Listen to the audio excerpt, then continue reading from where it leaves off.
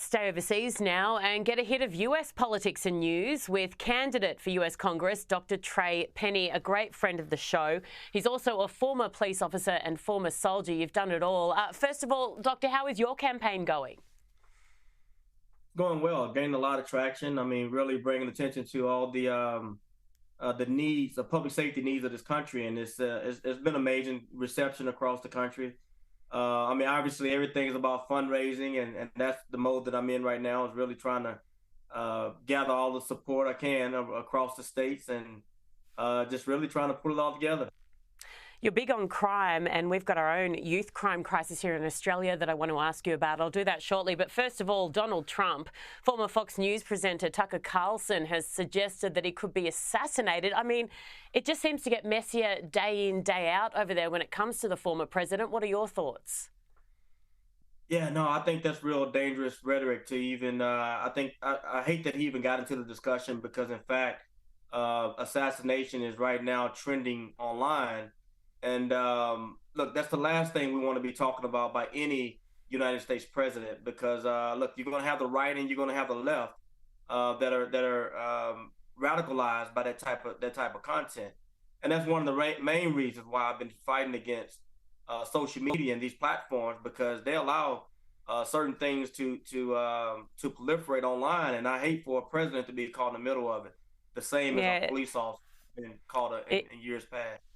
It's a tough balance to get right, isn't it, between what is okay to get out there and not, I guess, silencing people and different opinions. Look, one thing that he was big on when he was president of the United States was crime and stamping out crime. We know that it's been a very bad situation under President Biden over there.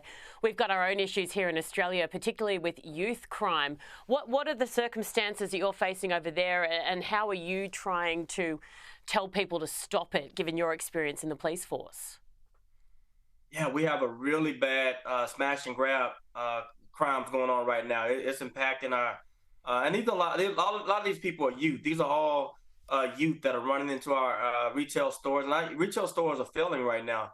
Unfortunately, we have a lot of companies that are reporting record losses because they can't stop them. They can't prosecute.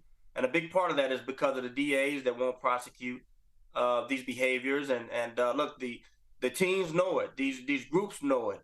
And essentially what they're doing is organized crime to carry out attacks against the American government. But we don't have a system to prosecute those behaviors. And because of that, I'm running for United States Congress. I think this goes in line with what I've been fighting the last several years in terms of trying to deal with the Black Lives Matter movement and online radicalism. We have to get ahead of this. We have to find ways to prosecute people using federal guidelines whenever the state failed. Last year, I testified before the Senate Judiciary, and I asked for criminal investigations into the George Floyd riots. I asked for investigations into, using RICO violations, going after these behaviors, these attacks, using domestic terrorism laws. And the reality is we have a Congress that's inept, a Congress that's not doing anything.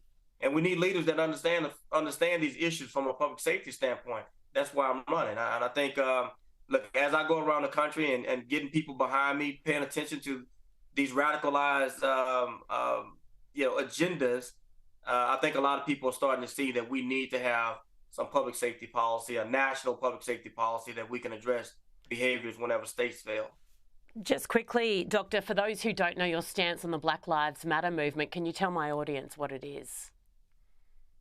Yeah, I think they all should be in jail. I think, look, at 2015, you go back to when all this whole thing started from 2015 to, the Ferguson riots. I think the Obama administration gave them, they validated them. And you fast forward to 2016, the shooting attack in Dallas. And, everyone tried to back away from that. But look, I was the police officer that stood up when no one else wanted to call it out. And I filed a federal lawsuit against Black Lives Matter. I sued Barack Obama. I sued Louis Farrakhan and George Soros. I went after everybody. And the reality was nobody wanted to touch it back then, but now everyone wants to talk about it. And that's fine. I think it's great. But we still have not prosecuted those individuals for their radicalized behavior. So, look, I was calling it out back then. They made millions of dollars on social media. They made millions of dollars. and still there are no criminal investigations for the same things that they're trying to go after President Trump for right now. So the reality is we need to go after these groups. But look, Congress, the members that supposedly Republican members that are in Congress, why aren't they going after Black Lives Matter?